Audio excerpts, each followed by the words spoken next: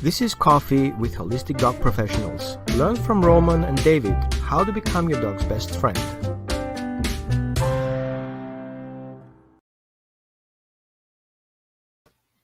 Hi everyone, how you guys doing?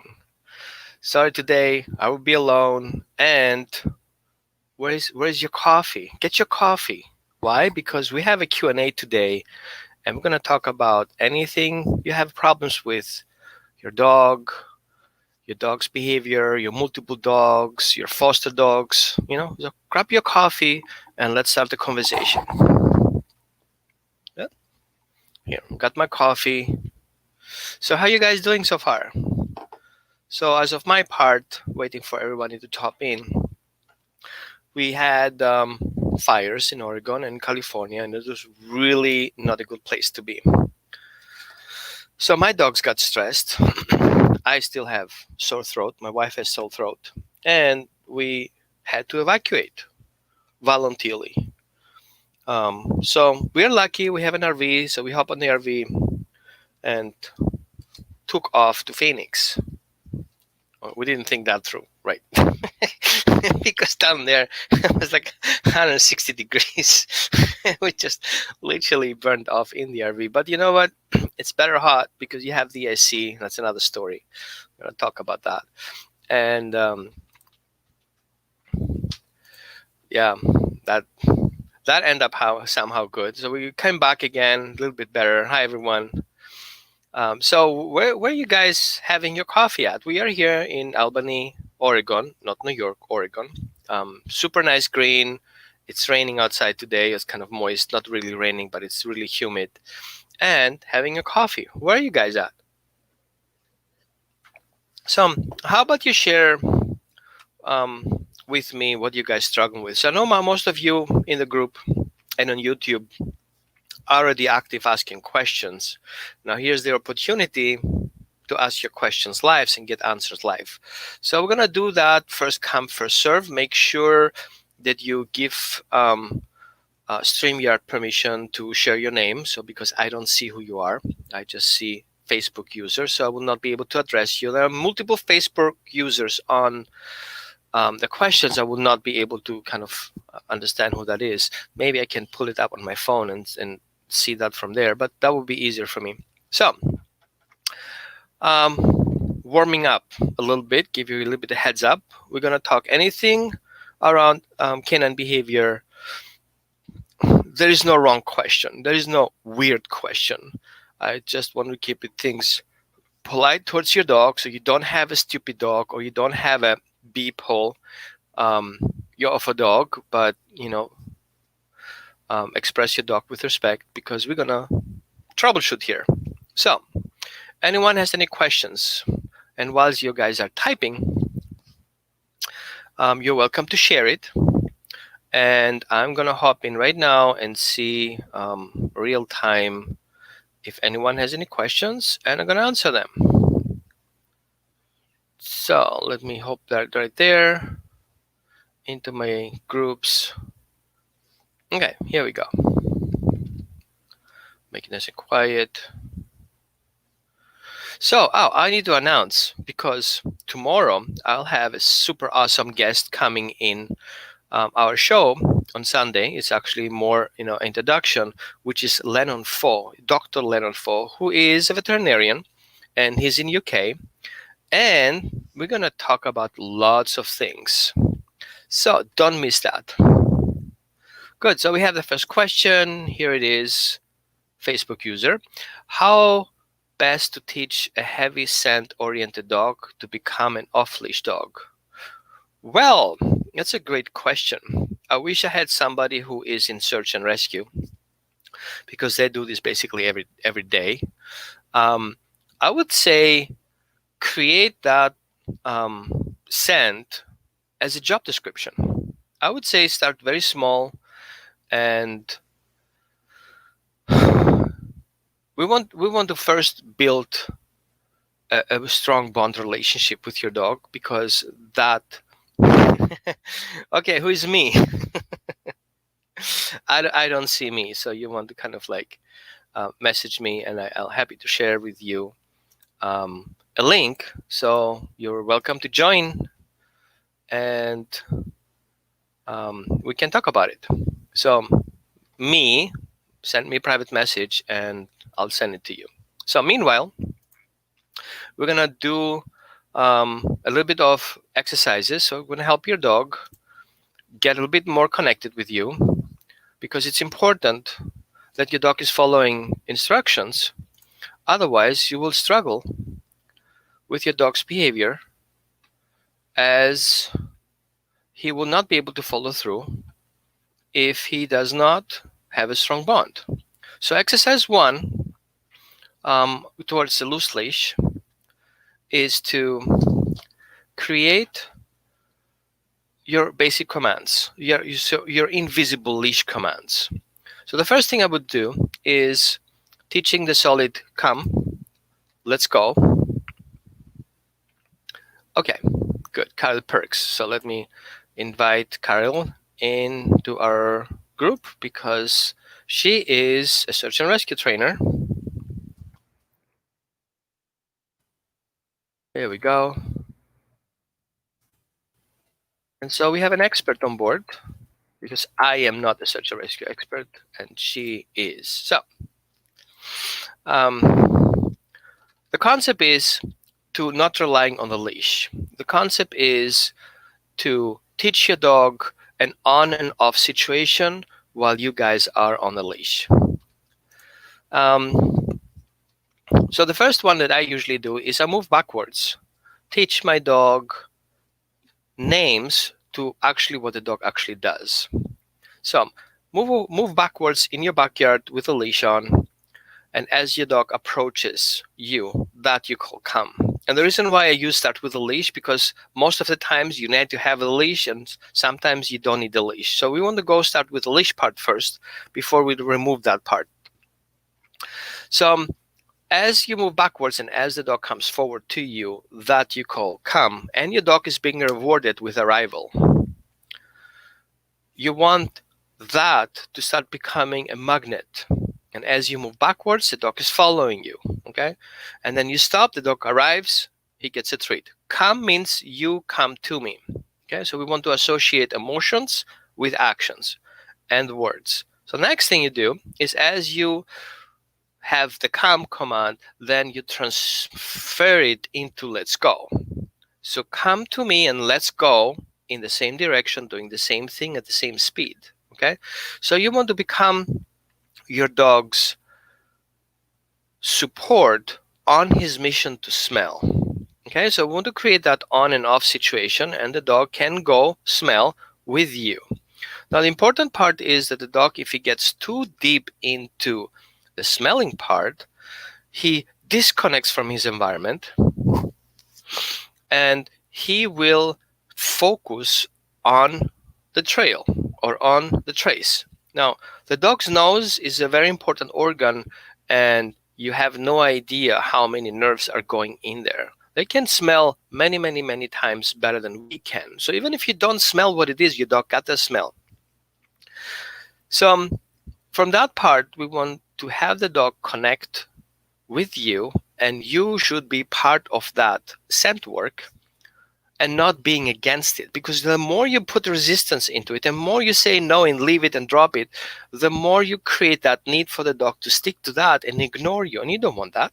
But if the dog sees that you are part of his team and you guys both go in the same direction, you become part of it, and at the same time you can disencourage your dog to continue that trail and do something else.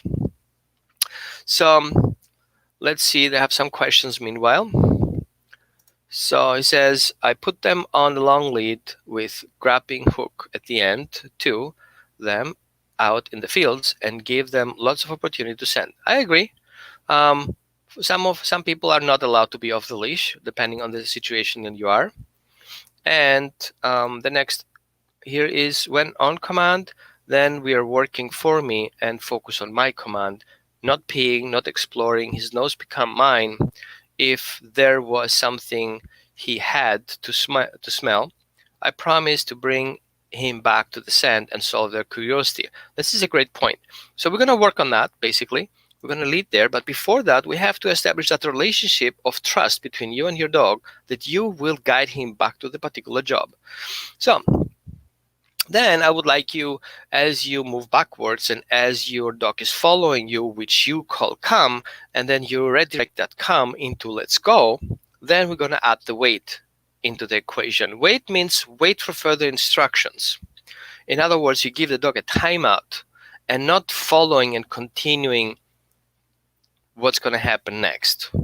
Okay, so the dogs should have free will of making choices, so we're going to encourage them to make choices that are in our advantage and not to our disadvantage. Okay, now the next thing we're going to work on is the command leave it, because the leave it is important if the dog is going towards a trail or towards a sand that we don't want. Like the sand is going towards or across the street, which you don't want the dog to go. So you want to give that leave it command, and leave it is different than no. No is basically a safety feature that brings the dog back to the previous point. But leave it leaves the dog room to leave that and choose something else. And I agree, guiding back to meet their needs is also part of the teamwork. Because if you don't have that secure attachment relationship and you're not bonding with that dog in that direction, then your dog will not trust you, your commands, because his lead is more important, because that's what he was bred for, and he will follow through until he finds the end. So persistence is part of that you're struggling with and your dog benefits from. So the other thing we want to do is having a sip of coffee. Meanwhile, you tell me, guys, where you're from. And we go next. The next step is to introduce your dog into I help you find back the job.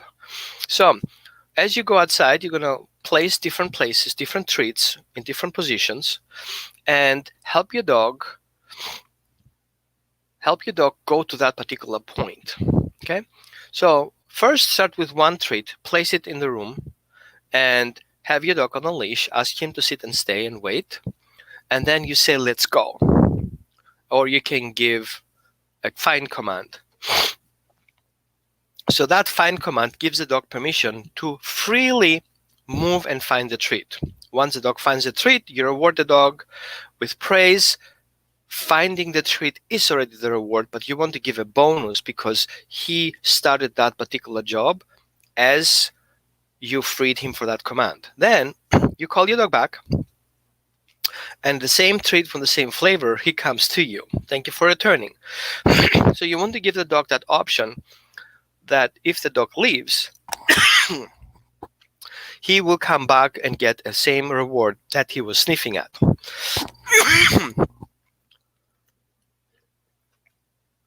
So, and that's my personal approach, okay?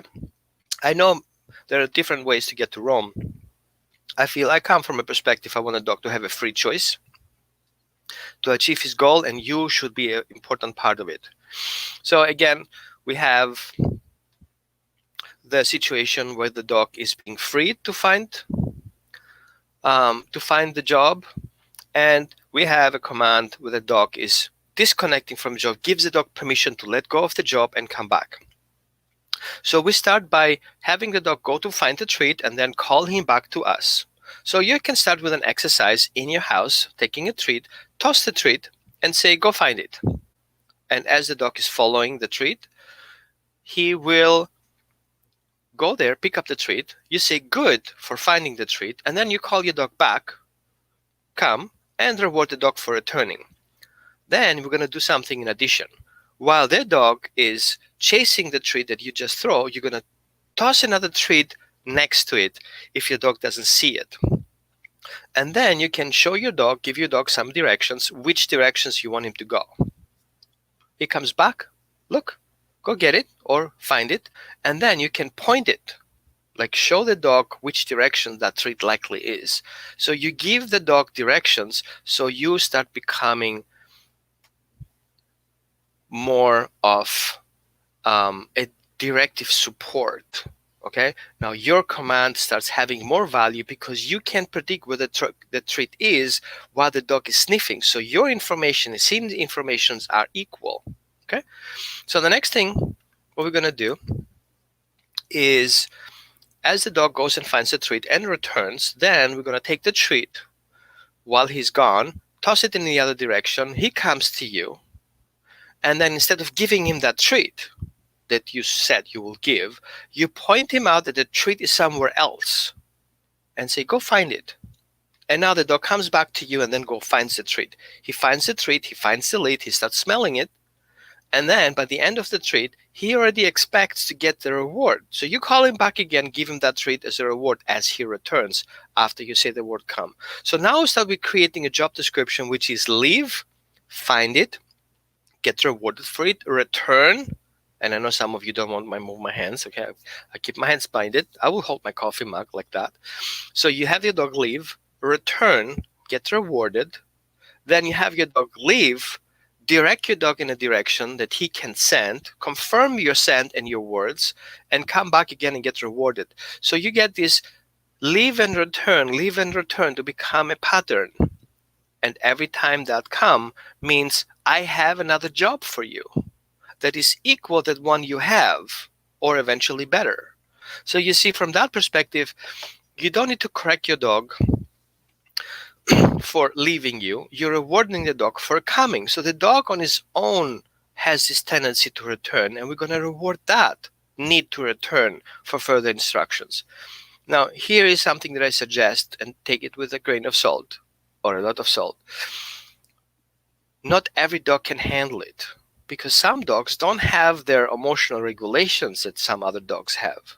So if you have a young dog, you can start working on that. If you have an adult dog, a rescue, who has been for unknown situations, I would definitely start working with a long leash first, and then work your way up as you see your dog is trusting you in return. Because the last thing you want is to go outside with a dog who has no recall and is gone. Okay? So he says here, or she says here, the grappling hook eventually captures the dog when they take off on chase, so you can recover them. They really can't capture what they chase, and eventually they learn I'm more interesting and more rewarding than the curiosity. Yeah. So any questions so far, or any comments are appreciated. Okay. Does it answer your question? Now, I know this is just an overview, but I think you got a good idea what you're working for here. And I have a couple of exercises to create that strong bond that we're talking about. You guys in the group, you just go in the units and work your way through the units. Okay? So for you guys who want specific help because you're struggling with your own dog, you're welcome to message me, and we can set something up to evaluate your dog, see what his potential is, and see how to modify a way to get you guys started, and see how what the potential of the dog is to actually be able to do that. However, I really encourage you guys who have a dog who is a scent dog to not assume because of the breed, but literally test it, how the dog is orienting himself, because basically dogs orient themselves with the nose. Okay, this is one of the first organs that start functioning even before the eyes. And the eyes are just for orientation. So imagine that the dog's primary scent is what the dog primary need to orient himself, but the eyes are basically to orient himself in the environment. Dogs see basically a four-dimensional scent, which is not just a direction, but it's also time related.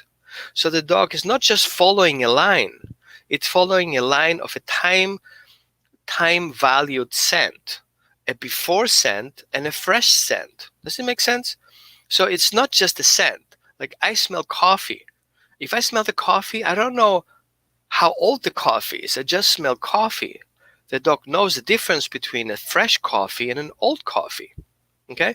The dog can send a step that goes far away from the dog and is old and gets fresher as he goes in the same direction, or it's an old scent that gets older as he goes in the same direction.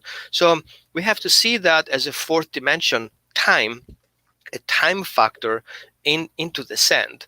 So the dog basically is more accurate in the scent than he is with the sight. So if a dog sees a fake dog and he can see it from far, he doesn't technically know if that is a real dog or not, or if the dog is actually physically there or it's a fake dog.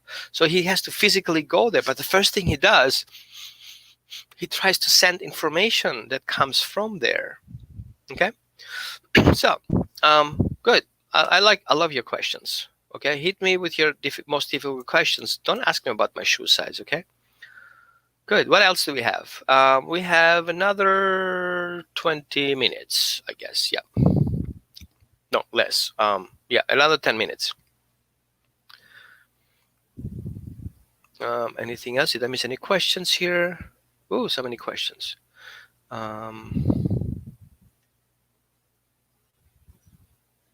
Yeah. Remember that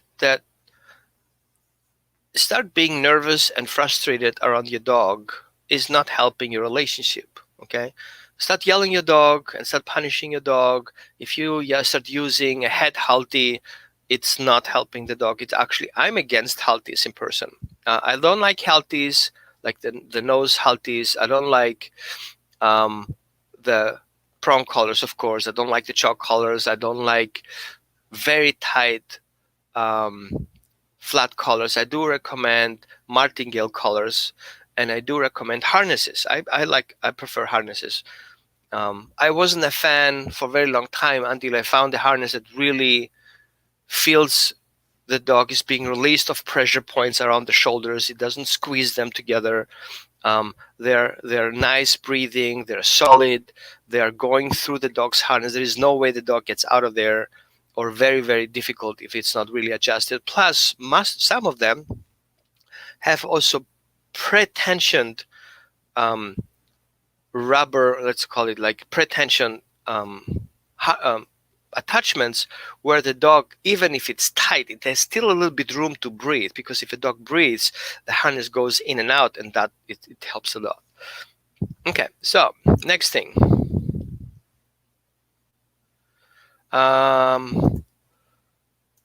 Any other questions you guys have? If you don't have any questions, I have a question. So the other day, I saw a person struggling with her dog on a leash on the walk, and harnesses to make me. Oh, that's it. Exactly. I think you're right. So harnesses are for me also working. My dogs are without harness and without collar in the house. However, I have so many safety features the dog doesn't get out of my house. So even if he gets out of the house or slash the RV, he has a gate to deal with, and that gate is secured. So for him to get through that gate, something else has to happen, and it's not going to happen because my dogs don't challenge closed gates, or they don't jump over it. But if you have a dog who is a challenging guy, I would give him a pajama collar where, his telephone number is on. If he gets out of the house, it's fine. If he gets captured, he doesn't have to have the tag on it if your number is on it, as long as the number is accurate, because nobody will be able to touch the tag before he touched the dog. So in that case, I would say take all this clumpy thing off your dog.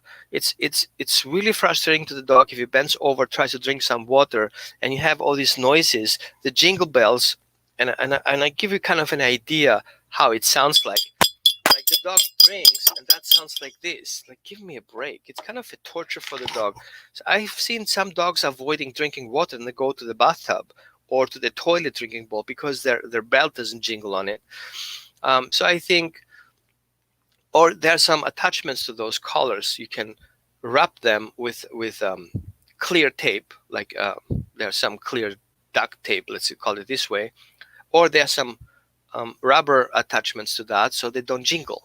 Okay, and you don't have to have the whole 15 years of arrangements on it, just the accurate tag that is from this year, and you don't need the previous year's tags. And I know you're lazy, just get them off. Okay, some of them are also smart because some collars have different attachment and have in pockets, so you can put that chimpy jumpy thing into the pockets, or some of them have other attachments. Okay, my harnesses, let me show you one. Give me a second. I have everything is proven here. Give me a second.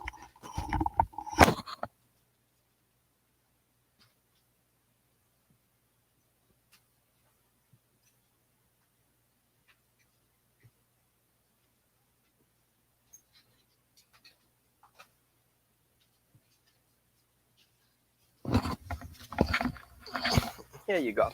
So this is my dog's harness. So I have a blue harness for one dog and a red harness for another dog and an orange harness for a small dog, but don't say any names. And before I say the brand, I'm going to show you a little bit. So here on this one, it has a pocket, and you put your jingle bells in here. You see here, jingle bells here, and you put it back in here. You can even put in a key. Right? The next thing you have is a hook on the back, and the good thing is that that hook goes through and is attached to the front. Now here you have another link. Let me see if I can show it to you, and I will use my glasses. Yeah, I wear glasses. Secret. So you can basically put your light bulbs on it, okay? You don't need to oil it. It's just fine like that. And then you have those straps. So the dog goes with his head through this, okay? And then you clip it underneath the belly, one right and one left. And so that looks like this. That's the head side, okay? And that's the back side. Now the good thing is that this harness, you see, it has here a rubber attachment. Actually, that doesn't have one, does it? Yeah, it has a little bit. It's a little bit flexible. Oh, here it is, okay? It has that elasticity to give the dog a little bit room for breathing. Now, if a dog gets hot, his chest gets a little bit more of a volume. And if you have a proper adjustment, that starts being tight. So you don't want that. The other good thing that I like with that harness, okay, I give you the name, okay? It's called Rough Wear. Good. Now, the other thing is it has also a front attachment. So what you can do is you can use a leash. Let me grab the leash.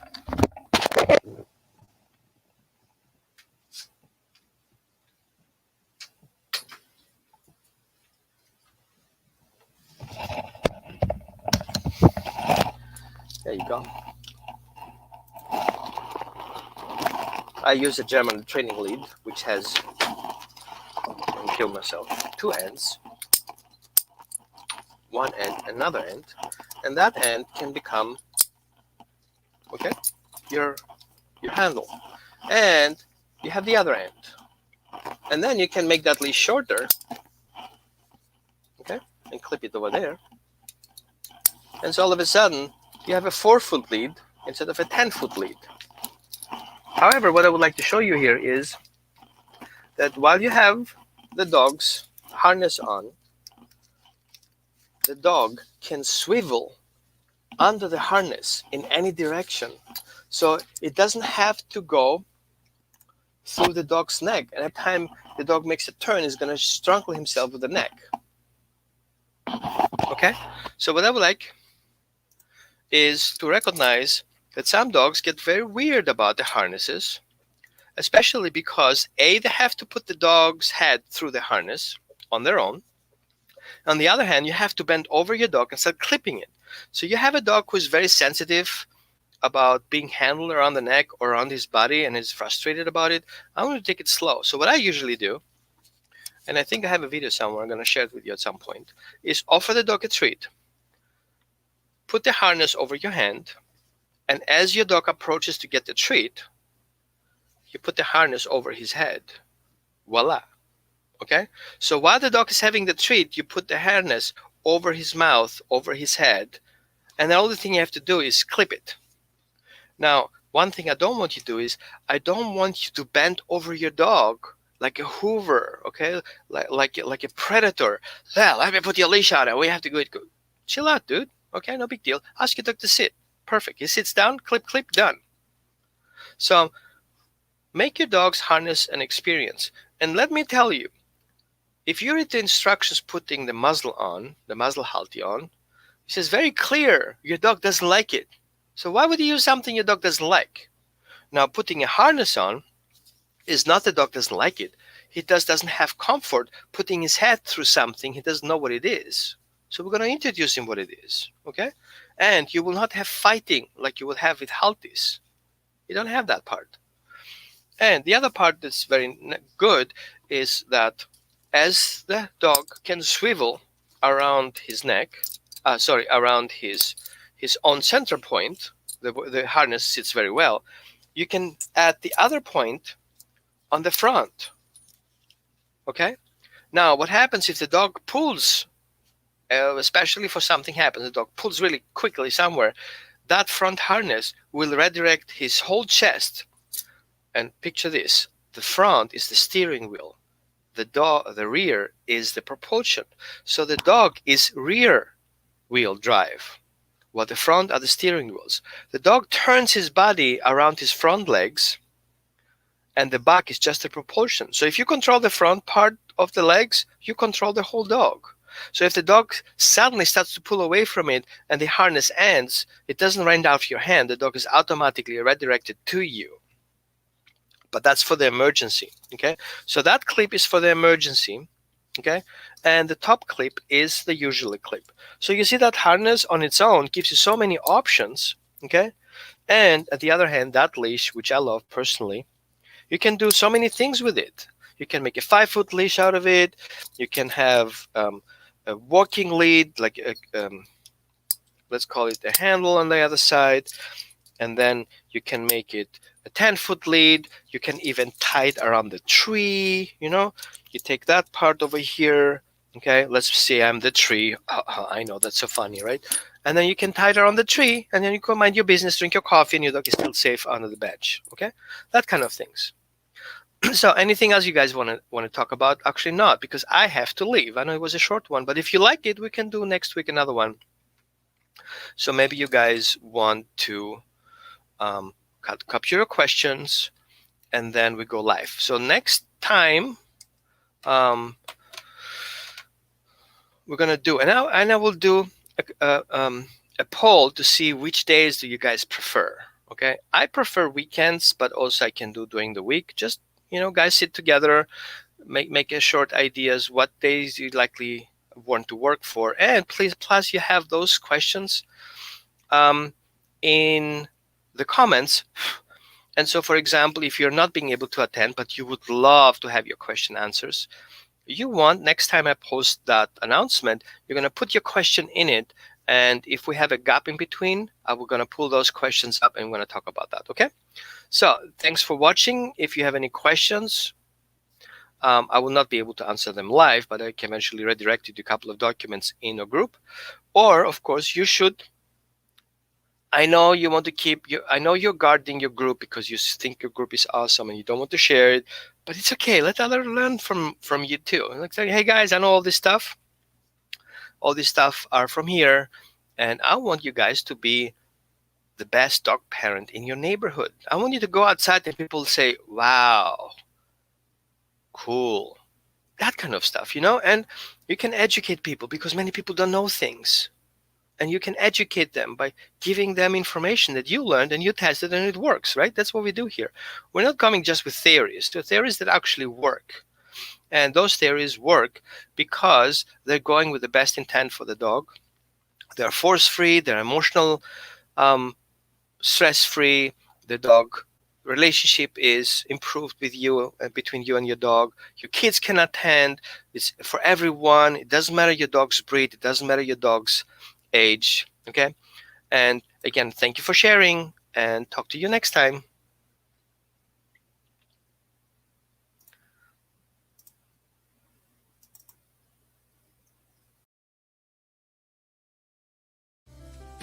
This is Coffee with Holistic Dog Professionals. Learn from Roman and David how to become your dog's best friend.